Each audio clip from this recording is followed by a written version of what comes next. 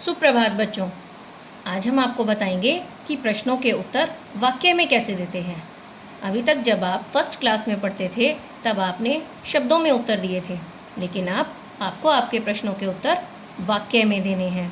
लेकिन उससे भी पहले मैं आपको एक बात बताना चाहूँगी कि जब भी हम अपना कोई रिटर्न वर्क करते हैं तो हमें उसको अपनी इस नोटबुक में किस तरह से करना है। सबसे पहले आपको डेट लिखनी है, यानी दिनांक लिखनी है। जिस दिन आप अपना ये काम कर रहे हैं उस दिन की तिथि यहाँ पर लिखेंगे।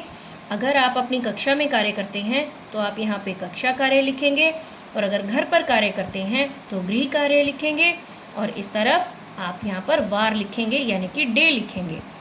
उसके नीचे आप अपने पाठ का नंबर और पाठ का नेम लिखेंगे यानी उसका नाम लिखेंगे। और उसके नीचे अगर आप श्रुतलेख लिखते हैं तो श्रुतलेख मेंशन करेंगे, और अगर आप प्रश्न उत्तर लिखते हैं तब आप यहाँ पर प्रश्न उत्तर लिखेंगे। तो चलिए हम स्टार्ट करते हैं। हमारा पहला प्रश्न है कि हमें सूरज की किरणों से क्या सीखना चाहिए। अब जब आपने इस कविता को पढ़ा था तो इसमें हमारी कविता की पंक्तियाँ थी, सूरज की किरणों से सीखो तुम सदा समय पर उठना। तो अब आपने सूरज की किरणों से क्या सीखा था? समय पर उठना सीखा था।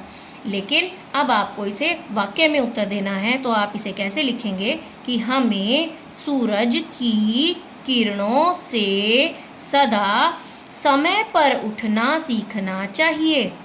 जब आप कविता पढ़ते हैं तो उसमें एक लय में सभी पंक्तियां लिखी होती हैं, लेकिन आपको जब प्रश्नों के उत्तर देने हैं तो यहाँ पर आपने उस लय में इनके उत्तर नहीं देने बल्कि वाक्य में उत्तर देने हैं।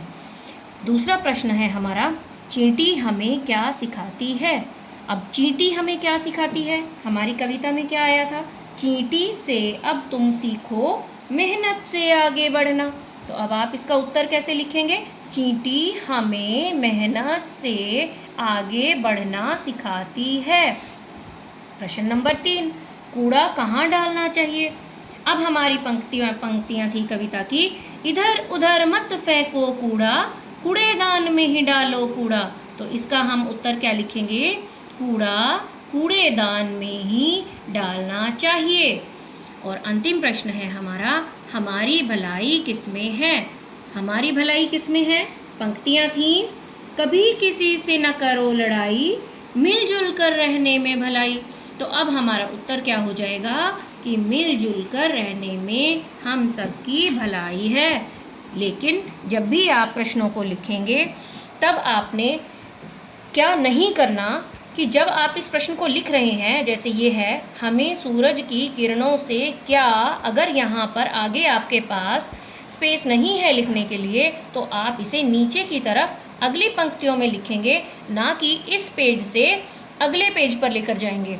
अगर आप इस पेज से इसको यहाँ ले जाते हो, जैसे आप अगर ये ऐसे लिखते हो, हमें सूरज की किरणों से क्या सीखना चाहिए, तो वो आपका गलत है। आपको दूसरे पेज पर नहीं लेकर जाना। आपको अगर यहाँ पर आपका वाक्य पूरा नहीं होता तो इसे आपको नीचे अगली लाइन में लेकर जाना है। इन कुछ बातों की तरफ ध्यान रखते हुए आपने अपने प्रश्नों के उत्तर अपनी नोटबुक में लिखना है, अपनी उत्तर पुस्तिका में लिखना है।